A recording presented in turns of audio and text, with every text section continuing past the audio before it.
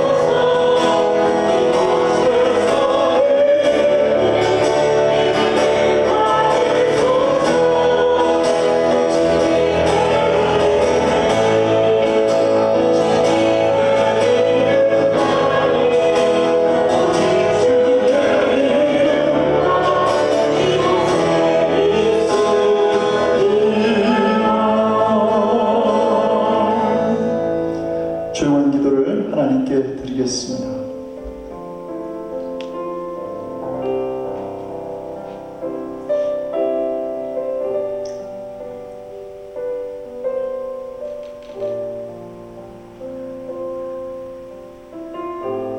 나의 영혼아 잠잠히 하나님만 바라라. 물은 나의 소망이 그로부터 나오는도다. 오직 그만이 나의 반석이시오 나의 구원이시오 나의 요새이시니 내가 흔들리지 아니하리로다. 나의 구원과 영광이 하나님께 있으며 내 힘의 반석과 피난처도 하나님께 있도다. 아멘. 사도신경으로 신앙 고백합니다.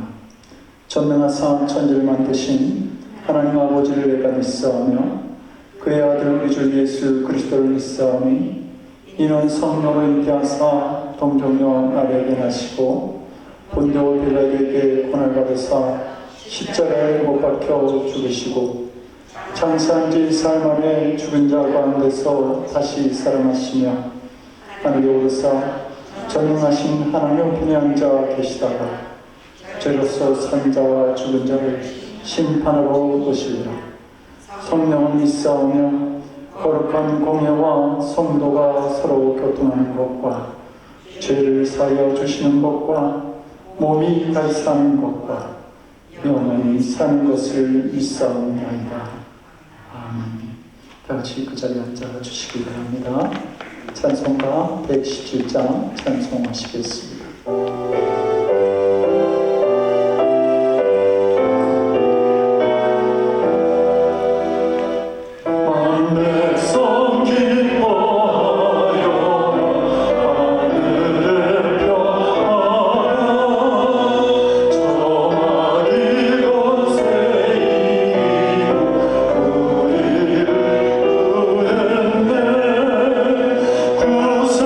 구세주 간세 하시네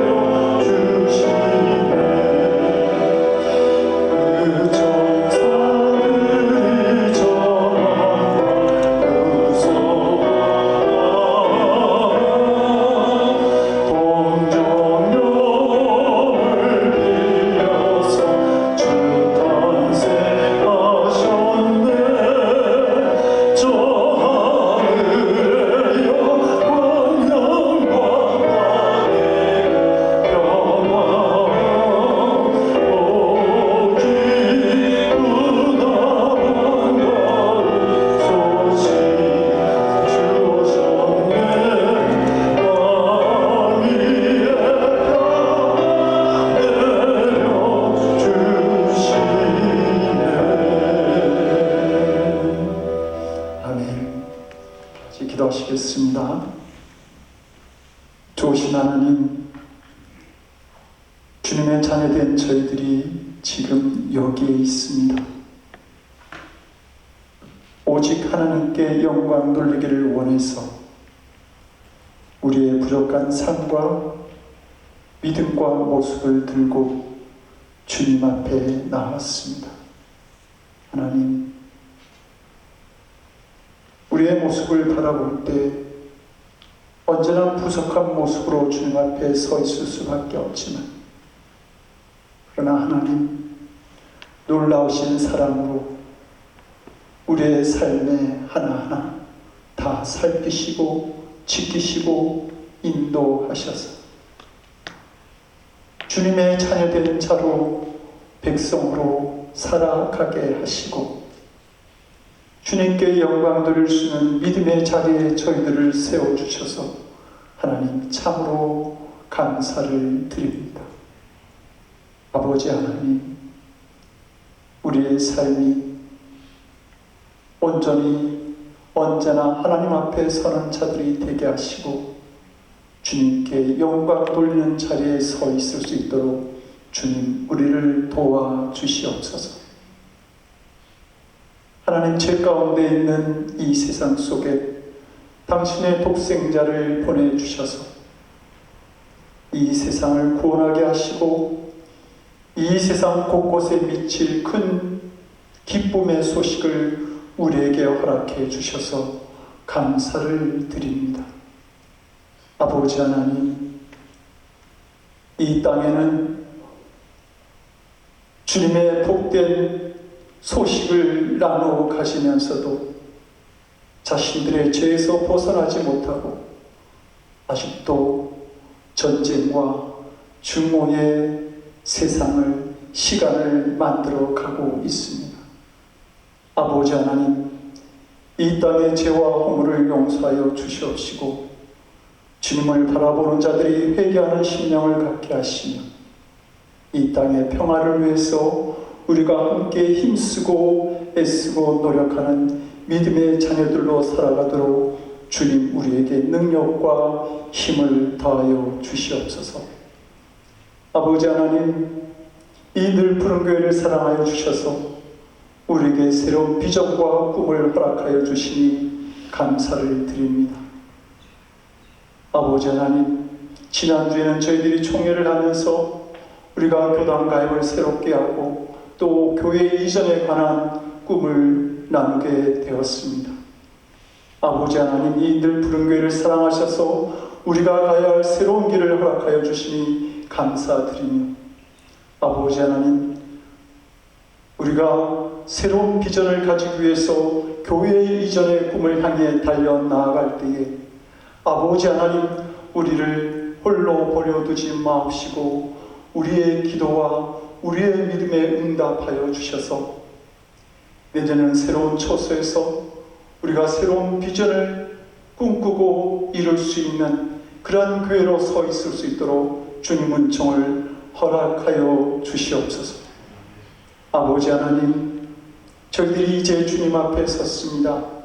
아버지 하나님, 우리들만의 모임이 아니라 하나님께 신령과 진정으로 예배드리는 자리가 되게 주여 역사하여 주시옵시고 아버지, 이 자리에 임재하신 우리 주님의 은총을 경험하면서 새로운 믿음을 다짐하고 하나님을 기쁘시게 하는 삶으로 이 땅을 향해 나아가는 귀하고 복된 예배가 되도록 주여 은총을 베풀어 주시옵소서. 하나님, 우리는 부족하지만 그러나 우리가 드린 예배를 통해서 살아 역사하시는 하나님을 만나면서 크게 기뻐하고 감사하는 믿음을 고백하는 이 자리가 되도록 주여 역사하여 주시옵소서. 오늘도 이 예배를 위해서 수고하시는 알게 모르게 크고 작게 아버지 헌신과 봉사한 성도들이 있습니다. 그들의 수고를 기억하여 주시옵소서.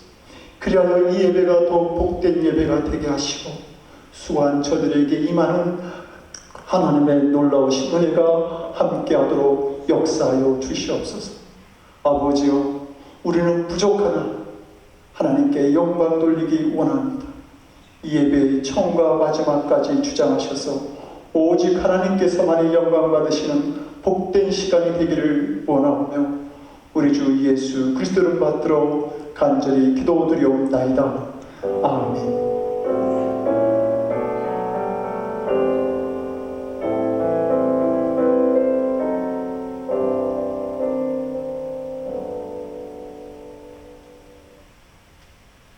오늘 우리에게 주신 하나님 말씀을 같이 보도록 하겠습니다. 마태복음 2장 1절에서 12절까지의 말씀 나누어 교독하시고 12절은 함께 읽도록 하겠습니다. 제가 먼저 1절 말씀을 받들어 봉독합니다.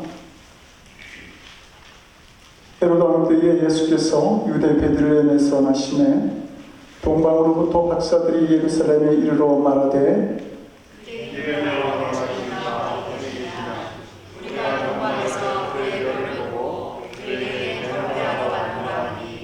헤로드 왕과 온 예루살렘이 듣고 소동한지라 왕이 모든 제사장과 백성의 서기관들을 모아 그리스도가 어디서 나겠느냐 하더니 이르되 유대 베들레헴에 오니 이는 선지자로 이렇게 기록된 바 또 유대 딸 베들레헴아 너는 유대 그 중에서 가장 작지 아니하도다.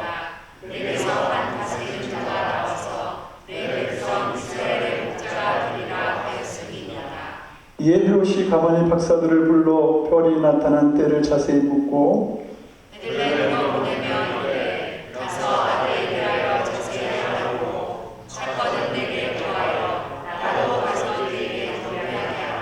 박사들이 왕의 말을 듣고 갈새 동방에서 보던 그 별이 문득 앞서 인도하여 가다가 악이 있는 곳 위에 머물러 서 있는지라 그들이 별을 보고 매우 크게 기뻐하고 기뻐하더라. 집에 들어가 아기와 그의 어머니 마리아가 함께 있는 것을 보고 엎드려 아기께 경배하고 보배합을 열어 황금과 유황과 몰약을 예물로 드리니라. 그들은 꿈에 헤로데스께로 돌아가지 말라 지시하심을 받아 다른 길로 고국에 돌아가니라. 아멘. 하시겠습니다. 하나님, 오늘도 이 예배의 자리에서 우리에게 말씀 주시니 감사합니다. 그 말씀 붙들고 좌우로 치우치지 아니하며 오직 주님만 바라보고 나아가기를 원합니다. 우리의 믿음을, 그런 믿음을 축복하셔서 하나님의 놀라우신 은혜 속에 거하는 저희들의 삶이 되도록 도와주시옵소서. 감사드리옵고 예수님 이름으로 기도드립니다. 아멘. 오늘 우리가 공독한 이야기는 동방에 있는 박사들이 아기 예수 나심을 알고 그 예수님을 찾아가는 그 이야기를 기록한 말씀입니다. 그런데 우리는 오늘 본문을 통해서 동방 박사들이 아기 예수를 찾아가는 그 여정에서 긍정적인 모습과 부정적인 모습을 동시에 발견하게 됩니다. 긍정적인 면은 그들이 아기 예수를 만나기 위해 오직 위를, 하늘만을 쳐다보았다라고 하는 겁니다. 부정적인 것은 그들이 마지막에 자기들의 지혜와 상식으로 이 예수를 찾으려고 했다는 사실이죠. 예수님이 태어나시던 당시 많은 유대인들이 이 메시아에 대한 기도로 가득 차 있었고 자신들을 구해주실 메시아를 기다리고 있었습니다. 누가복음 2장 25절은 그중 한 사람인 시몬의 이야기를 이렇게 전합니다. 예루살렘에 시몬이라는 사람이 있으니 이 사람이 의롭고 경건하여 이스라엘의 위로를 기다리는 자라. 여기서 말하는 이스라엘 위로는 메시아를 말합니다.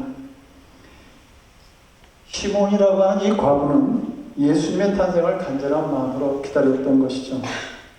누가복음은 그 외에도 이 메시아를 기다리는 안나라는 여선지자에 대해서 또 소개를 하고 있습니다. 성탄이 일어날 당시 많은 사람들이 메시아를 기다리고 있었던 겁니다. 그러나 이 많은 유대인이 메시아로 오실 아기 예수님을 기다렸을지 모르지만 정작 이 예수님이 오실 때에 이 예수님을 맞이했던 그러한 사람은 유대 땅에 있던 사람들이 아니라 먼 동방에 있던 박사들이었습니다. 이 사실은 믿음을 가진 우리들에게 시사하는 바가 굉장히 많이 있습니다. 오늘 많은 성도가 그리스도가 없는 아기 예수님이 없는 크리스마스를 즐거워하며 보내고 있기 때문입니다. 그런데 동방 박사들이 길을 떠날 때에 나침반이나 지도를 준비하지 않습니다. 그들은 박사였지만 박사라고 하는 지식, 지혜, 경험을 의지하지도 않았습니다. 그들은 길을 가면서 주의 지형이 어떠한지를 살펴보고 어느 길을 가야 할지 따지거나 결정하지도 않았습니다. 그런데도 불구하고 이 동방 박사들은 페르시아라고 하는 그 먼 곳에서부터 아기 예수 나신 베들레헴으로 정확하게 찾아옵니다. 어떻게 이런 일이 가능했겠습니까? 길을 알 수 없을 때 그들은 위를 쳐다보았던 것입니다.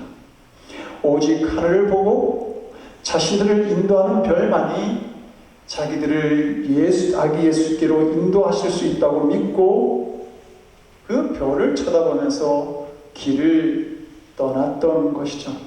그리고 동방 박사들은 정확하게 아기 예수 있는 곳에 인도함을 받게 됩니다.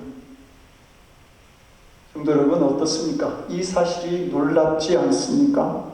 그들은 전적으로 하나님의 인도하심만을 바라보았던 것이죠. 하늘에 있는 별의 징조를 보고 또 그 별의 인도함을 받았습니다. 이것은 신앙의 이야기이면서 동시에 신앙의 세계를 보여주는 사건입니다. 많은 사람이 우리의 인생을 길에 비유하고 합니다. 우리는 길 위를 살아가는 존재들입니다. 이정화라고 하는 시는 길 위에서라고 하는 그의 시에서 길 위를 걷는 우리 인생을 이렇게 표현합니다. 길 위에 서면 나는 서러웠다. 갈 수도 안 갈 수도 없는 길이었으므로 돌아가자니 너무 많이 걸어갔고 계속 가자니 끝이 보이지 않아 너무 막막했다. 허무와 슬픔이라는 장애물, 나는 그것들과 싸우며 길을 간다. 그대라는 이정표, 나는 더듬거리며 길을 간다. 그대여, 너는 왜 저만치 멀리 서 있는가? 왜 손 한번 따스하게 잡아주지 않는가? 길을 간다는 것은 확신도 없이 혼자서 길을 간다는 것은 늘 쓸쓸하고도 눈물겨운 일이었다. 우리는 불확실한 길을 떠나면서 허무와 슬픔이라고 하는 장애물을 가지고 살아가는 존재들이, 그러기에 시인은 우리의 삶이 늘 쓸쓸하고 눈물겨운 삶이었다고 결론을 내고 있습니다. 동방 박사들이 떠났던 길도 이러한 길이었을 것입니다. 그러나 그들에게는 다른 것이 있었습니다. 그들은 언제나 하늘을 보며 길을 떠났다는 사실입니다. 그리고 그들이 올려다본 하늘은 그들에게 언제나 위로였고, 그리고 분명한 목적지를 가르쳐주는 이정표가 되었다고 하는 것이죠. 많은 사람들이 오해하기를 영적인 것은, 믿음은 좀 애매하다 이렇게 이야기합니다. 결코 그렇지 않다고 하는 것이죠. 주님의 인도함을 받아보지 못했기 때문에 그렇게 생각할 뿐입니다. 하나님의 길은, 하나님의 뜻은 애매한 적이 없습니다. 언제나 하나님에 대한 우리의 태도가 애매했을 뿐인 것이죠. 시편 61편은 다윗의 아들 압살롬이 반역하였을 때에 다윗이 예루살렘을 버리고 마하나임으로 피난 갔을 때 쓴 시입니다. 이때 다윗이 얼마나 고통스러웠는지 그 시를 보면 이 다윗의 괴로운 심정이 구절구절마다 드러나 있습니다. 그런데 다윗은 2절에서 이렇게 말합니다. 내 마음이 눌릴 때에 땅끝에서부터 주께 부르짖으오리니 나보다 높은 바위에 나를 인도하소서.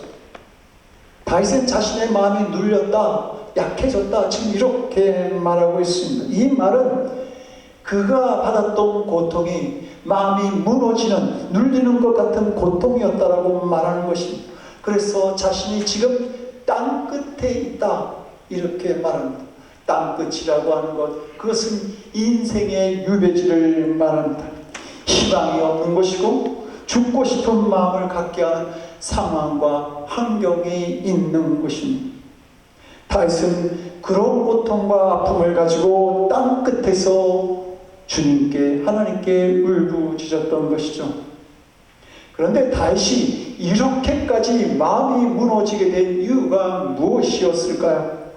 그동안 그는 영원하리라, 결코 무너지지 않으리라 생각하고 의지하였던 것이 무너지는 것을 경험하였기 때문입니다. 그는 왕이었습니다. 이 세상에 왕보다 더 굳건한 터가 어디에 있겠습니까? 그러나 한순간 흔들리고 무너지는 것을 보게 됩니다. 다윗을 죽이러 오는 그 압살롬의 아버지, 그것이 바로 자신이었습니다.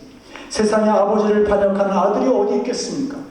그런데 일어날 수 없는 일이 지금 다윗에게 일어났던 것이죠. 이런 상황이 되어서야 비로소 다윗이 깨달아지는 것이 있었습니다. 왕이라고 하는 것에 아버지와 아들이라고 하는 이 관계, 이런 것들이 아무것도 아니었다라고 하는 사실입니다.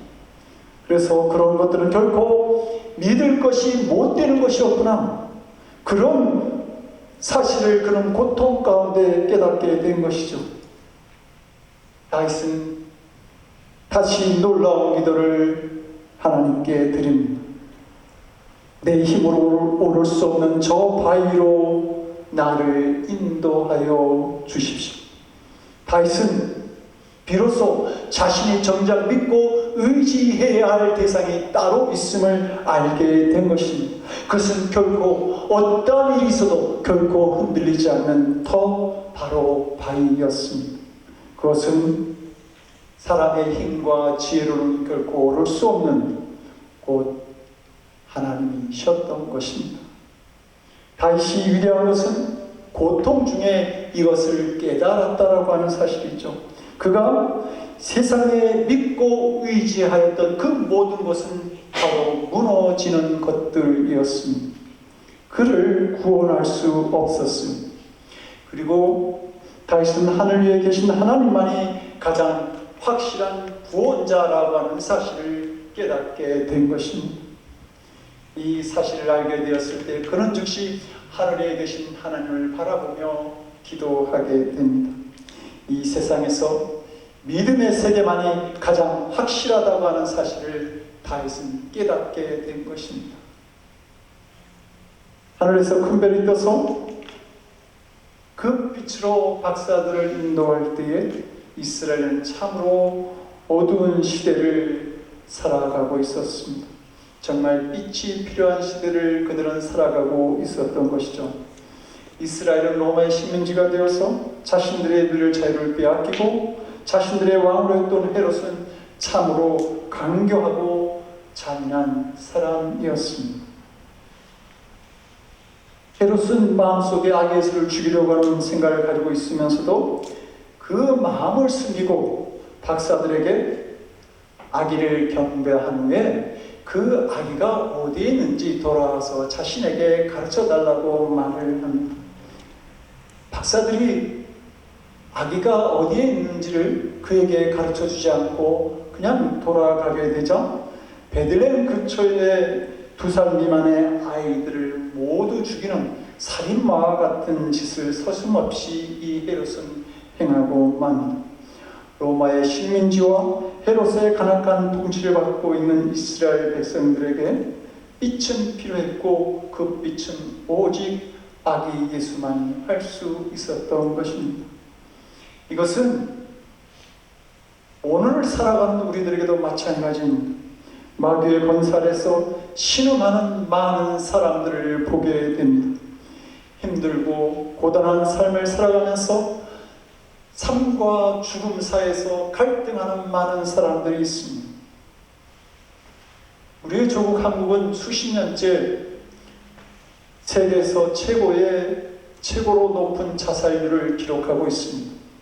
가불관계에서 오는 모멸감 때문에 조여오는 경제적 압박 때문에 그 압박을 이기지 못해서 직장이나 학교에서의 집단적인 왕따 문화에서 겪는 괴로움으로 극단적인 선택을 하는 많은 사람들이 있습니다. 이민의 땅을 살아간 우리들에게도 이런 남모를 어려움과 고통이 있을 것입니다. 이 고단한 삶에서 우리를 위로해 줄 분은 오직 하나님 한 분밖에 없습니다. 사람들의 비난에 괴로워하던 삭개오는 사람들에 가려서 그 예수님을 볼 수 없게 되었을 때 뽕나무 위로 올라가죠. 그리고 삭개오는 그 뽕나무 위에서 자신과 자신의 집에 임한 구원을 보게 됩니다. 중풍병자인 친구를 고치고자 하였지만 어디에도 길이 보이지 않게 되자 친구들은 그를 지붕 위로 데리고 올라갑니다. 거기에 온전한 치료의 길이 있었습니다. 저 위에 구원의 길이 있었던 것입니다. 동방 박사들 역시 하늘 위를 쳐다보게 되었을 때에 온 세상을 구원하실 아기 예수를 만날 수가 있었습니다. 그러므로 위를 보며 주님을 바라보며 길을 가는 우리들이 되어야 할 줄로 믿습니다. 그런데 하늘을 보면서 자신들이 가야 할 길을 진행하던 이 동방 박사들이 마지막에는 자신들의 상식을 의지하게 됩니다. 그것은 이 세상을 구원하실 왕은 궁궐에서 태어나시고 왕궁에 계실 것이라고 하는 생각이었습니다. 아니면 그 왕은 많은 사람들이 북적이는 화려한 도시나 많은 사람들의 축하 속에서 태어나실 것이라는 그 생각을 가지고 예루살렘으로 찾아가서 헤롯에게 묻게 되죠. 그러나 이 잘못된 판단은 성내에 큰 소란을 일으키고 맙니다. 유대인의 왕으로 나신 이가 어디 계시뇨? 라는 이 박사들의 질문에 헤롯 왕과 그 왕궁은 난리가 나게 됩니다. 또 다른 왕이 있어? 또 다른 왕이 나셨다니 이렇게 생각한 것이죠. 그리고 박사들의 이 잘못된 판단, 상식에 근거한 판단은 수많은 어린아이가 학살당하는 비참한 사태를 초래하게 만듭니다. 어쩌면 그들은 유대인의 왕으로 오신 아기 예수를 만나기 위해 유대인의 정치, 종교, 경제의 중심지인 이 예루살렘으로 찾아가는 것이 당연한 일이다, 상식이라고 생각했을지 모르겠습니다. 근데 그것은 인간의 판단이고 생각일 뿐이었습니다. 지역구를 담당하고 있는 한 교육사가 어느 학교를 방문하게 되었습니다. 그는 교실을 순회하다가 비스듬히 이렇게 기울어져 있는 지구본을 발견하게 됩니다. 그래서 학생들에게 묻죠. 이 지구본이 왜 비스듬히 기울어져 있는지 혹시 아는 사람? 그랬더니 그때 졸고 있던 학생이 대답합니다.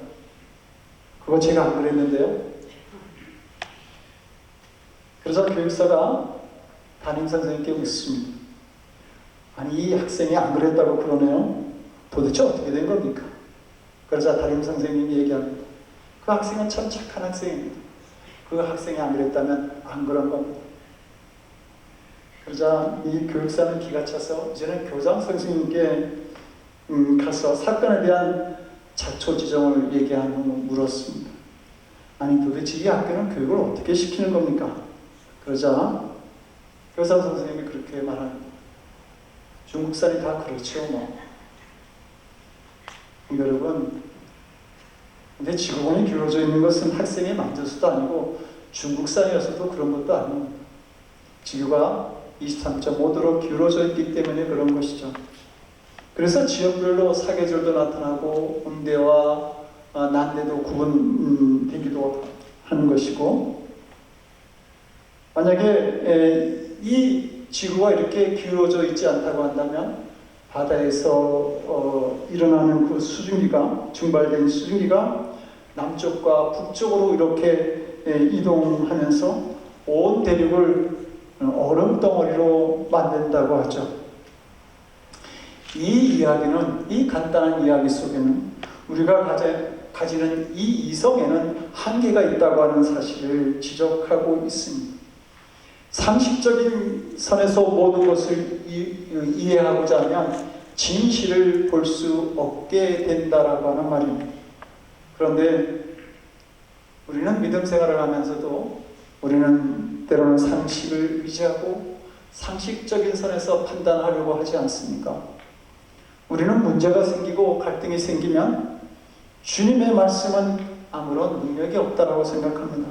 우리의 힘이나 지식이, 우리의 능력이 이 문제를 해결하지 말씀이나 믿음은 이 문제와는 전혀 상관이 없어. 그렇게 우리는 생각하지 않습니까? 그래서 우리는 에서와 같은 어리석은 일을 만들어내는 것입니다. 당장 배가 고픈데 장작권이 무슨 의미가 있어? 그렇게 생각하는 것이죠. 그래서 그냥 팥 한 그릇에, 팥죽 한 그릇에 그냥 장작권을 팔아 넘기고 마는 것입니다. 그러나 그 장작권은 하나님께서 주신 것입니다. 그것을 믿음으로 받아들이는 사람은 하나님의 축복을 받으며 살아갈 수 있게 되는 것이죠. 에서가 장작권을 팔아버리는 그의 모습은 어떻습니까? 땅을 치고 후회하며 눈물을 흘립니다. 그리고 아버지 이삭에게 간청하지 않습니까? 아버지여 나를 축복해 달라고 눈물로 간청하는 것을 볼 수 있습니다.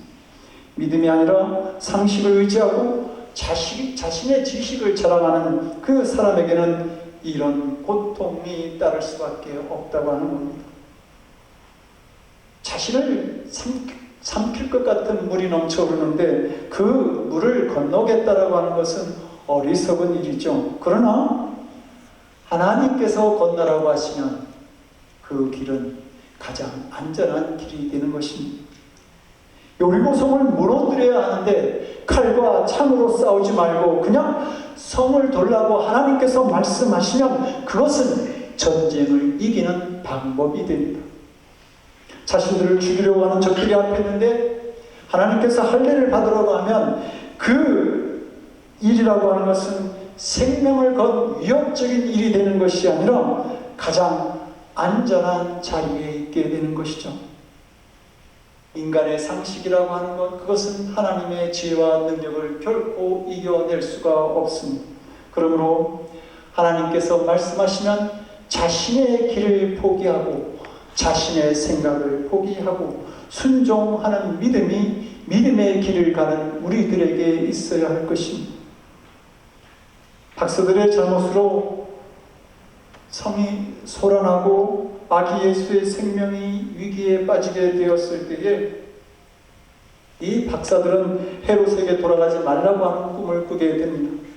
그리고 본문 12절은 박사들이 다른 길로 갔다 이렇게 말합니다. 이 다른 길은 박사들이 자신들이 생각하고 있던 길, 상식적인 길, 그 길과 다른 길로 갔다는 말입니다. 자신들이 생각하는 길이 아무리 안전하고 즐거우며 또한 그 길에 명예와 권력이 있는 자리처럼 보일지라도 믿음의 길이 아니면, 주님께서 말씀하시는 길이 아니면 이제는 버리고 다른 길로 가야 하는 것입니다. 나를 따르려거든 자기 십자가를 지고 자신을 부인하는 자가 되라고 예수님이 우리에게 말씀하신 것처럼 자기를 부인하고 자기 십자가를 지고 주님을 따라가는 믿음의 길이 우리들에게 있어야 한다는 말입니다. 하늘에 있던 별이 멈춰서 가리킨 것은 화려한 궁전이나 궁궐 그런 곳이 아니라 평범하고 누추한 그런 집 그리고 막간이었습니다. 그곳에 이 세상의 왕으로 오실 아기 예수가 그곳에 있었던 것이죠. 아기 예수님은 인간의 상식이나 이기심 속에 계셨던 것이 아니라 믿음의 세계 속에 계셨습니다.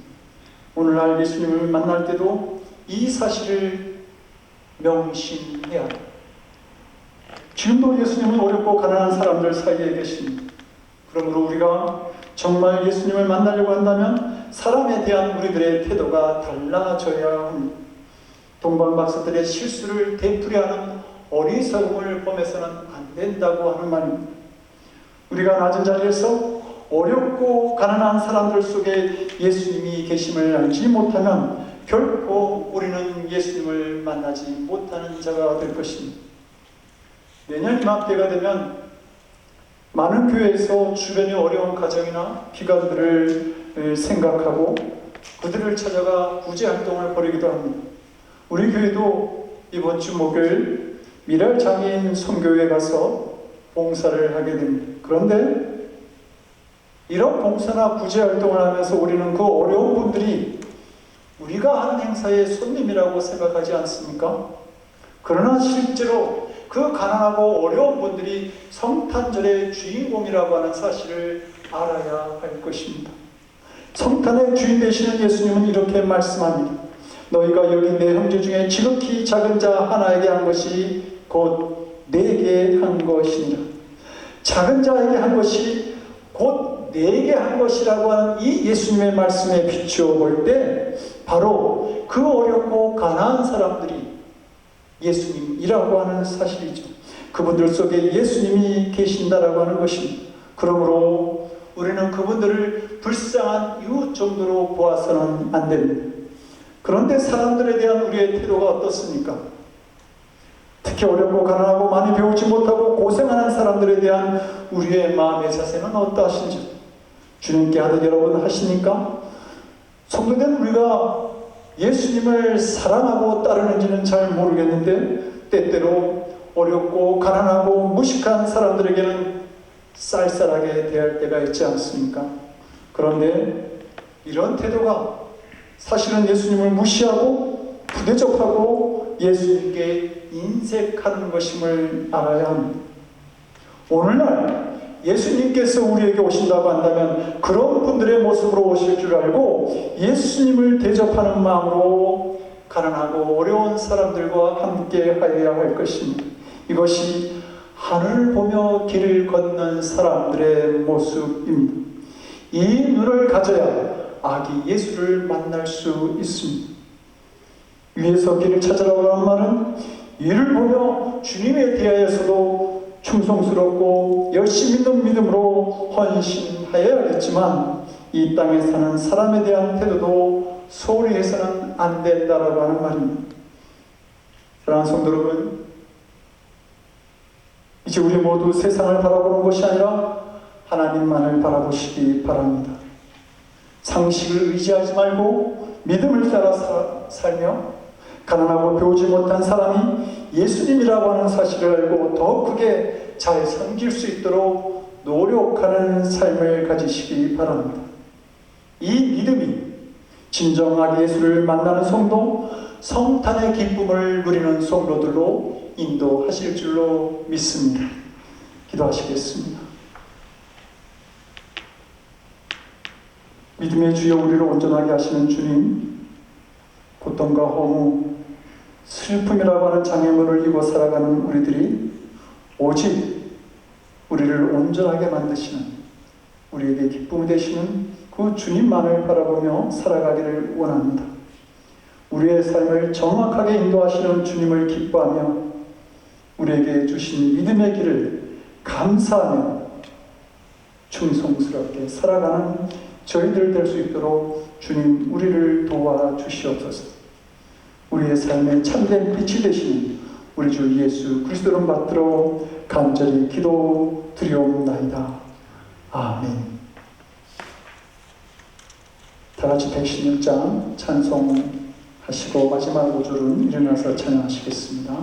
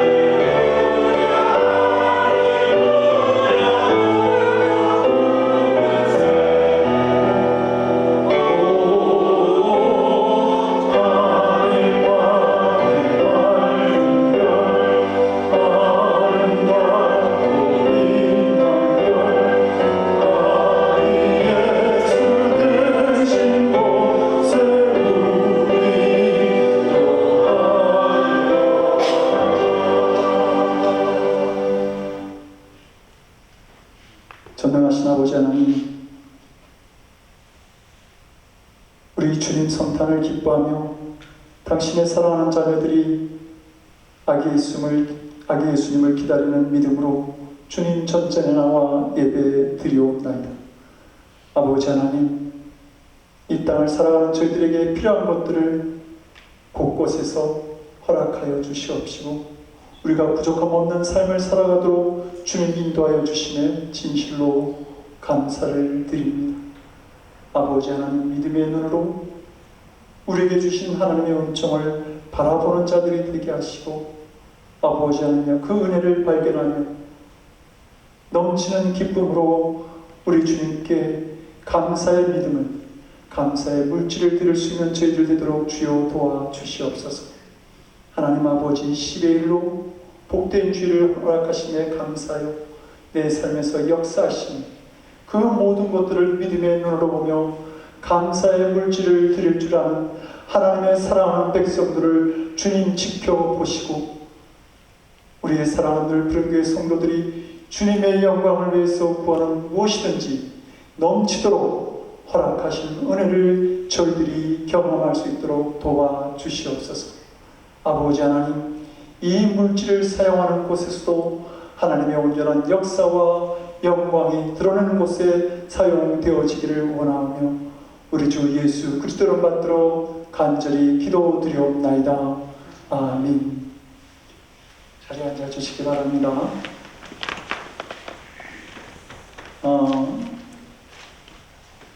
오늘 교회 소식이 좀 많이 있는 것 같습니다.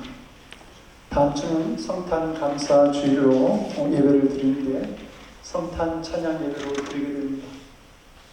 예배 순서가 조금 바뀔 수 있습니다.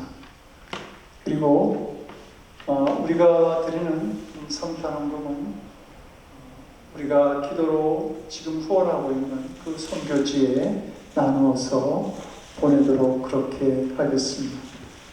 여러분, 우리가 성탄 헌금 특별히 준비하지는 않았지만 우리 교회에 있는 봉투를 성탄 헌금 봉투로 잘 사용해 주시고 일주일 동안 기도하는 마음으로 선교사님들을 향한 기도하는 마음으로 기도하시는 후에 성탄 헌금을 작정하셔서 예물을 드려주시기 바랍니다.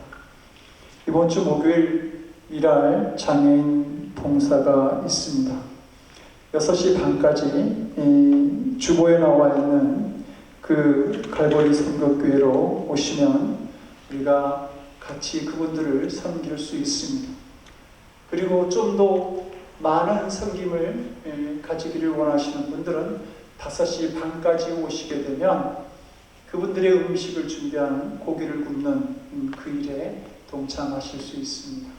시간에 계시는 분들은 5시 반, 조금 여유가 없으신 분들은 6시 반까지 오셔서 우리가 장애인 분들을, 미랄 장애인 분들을 섬길 수 있는 그 일에 동참해 주시기 바랍니다. 다음 주 성탄 선물 교환을 하는데요, 우리가 마니또다 이렇게 얘기했습니다. 이 마니또라고 하는 것은 내가 선물을 드릴 그분이 나를 내가 누구인지 모른 채 내가 그분을 위해서 돕고 후원하고 기도하는 것을 말합니다. 그러니까 이 주일 동안 내가 뽑은 그분을 위해서 기도해 주시고 또 여유가 되면 전화도 하셔서 잘 지내시냐고 그렇게 안부도 여쭙고 교제도 나누시고 더 여유가 되면 한번 불러서 식사도 같이 하시고 이렇게 마니또의 역할을 잘 감당해 주시기 바라고, 그리고 20불 내에 그 선물을 준비하셔서 다음 주 오시면 함께 나누도록 그렇게 하겠습니다. 우리가 평소에 교제를 잘 할 수가 없는데 이런 기회를 통해서 성도들 간의 교제를 나눠주시면 참 좋겠습니다.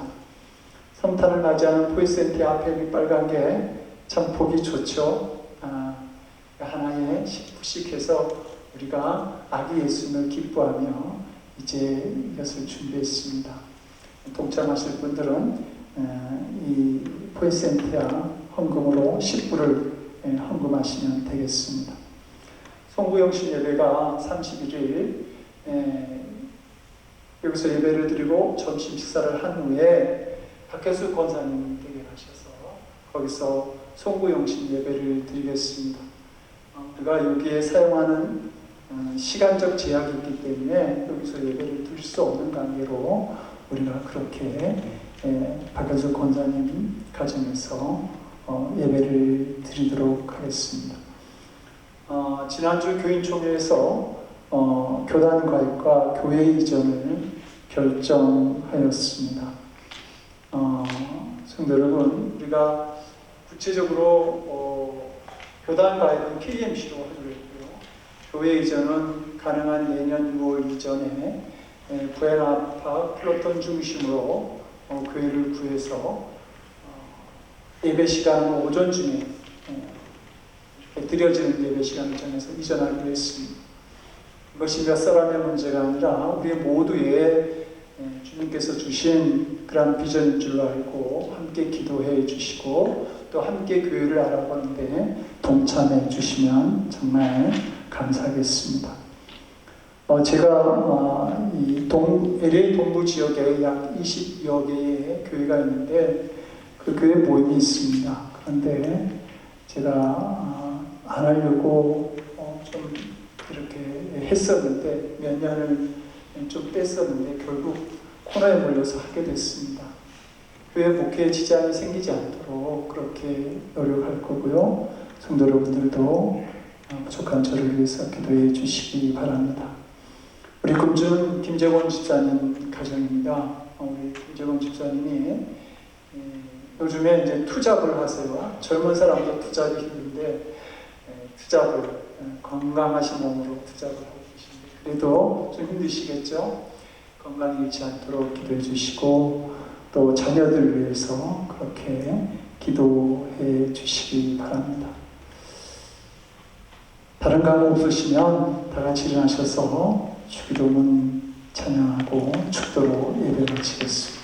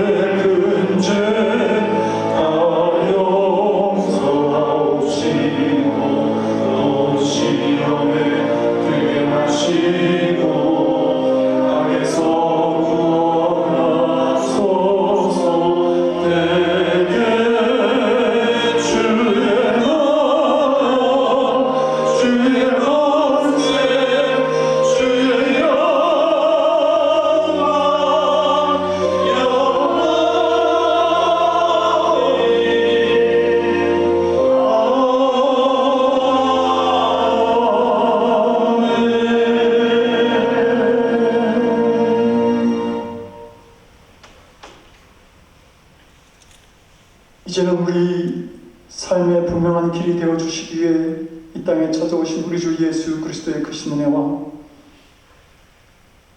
독생자의 희생제물을 통해 고단한 삶을 살아가는 우리들에게 참된 위로를 허락하신 아버지 하나님의 극진하신 사랑하심을 냄새나고 악진한 우리의 마음속에도 기꺼이 찾아오셔서 우리가 가야 할 길에 빛이 되어주시는 성령님의 감화감동 우리 안에 교통하시고 역사하시는 놀라우신 은총이 위를 바라보고 걷는 삶을 다짐하며 상식을 떠나 믿음의 길을 걷고자 하는 사랑하는 성도들 머리 위에 저들의 삶과 가정과 일터와 드리는 기도기 그리고 사랑하는 선교사님들과 선교지 위에 지금으로부터 영원토록 함께하옵시기를 간절히 축원드리옵나이다.